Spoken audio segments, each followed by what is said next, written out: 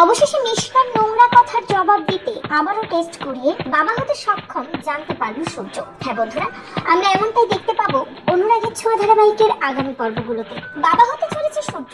একথা শুনেই সূর্য যখন খুব খুশি থাকে, তখন মিশকা এসে সূর্যকে বলে এই সন্তান তার নয়, এই সন্তান অন্য কারো। সে তো বাবা হতে পারবেই না, তাহলে দীপা কি করে মা হচ্ছে? কবিরের সাথে দীপার এত ঘনিষ্ঠতাই বা কিসের? বুঝতে পারে সূর্য নোংরা দিকে ইঙ্গিত করছে মিশকা। দীপার চরিত্র নিয়ে কথা বলছে, রেগে যায় সূর্য। তাই মিশকার আড়ালেই মিশকার কথার জবাব দিতে আবারও টেস্ট গুলো করায়। সত্যিটা জেনে চমকে যায় সূর্য। রিপোর্টে থাকে সূর্য বাবা হতে সক্ষম। এরপরে মিশকার মুখোমুখি হয় সূর্য এবং মিশকাকে প্রশ্ন করে কেন দিনের পর দিন সে তাকে মিথ্যে রিপোর্ট দিয়ে এসেছে। আজ সে জেনে গেছে সে বাবা হতে সক্ষম। কবির নয়, ওই সন্তানের বাবা সে নিজেই। সূর্যের প্রশ্নের সম্মুখীন হয়ে ভয় পেয়ে যায় মিশকা। তো বন্ধুরা, তোমরা এটাই চাও তো? এভাবেই যেন দীপার সম্মান নিজেই রক্ষা করে সূর্য এবং মিশকাকে রাম ধোলাই করে।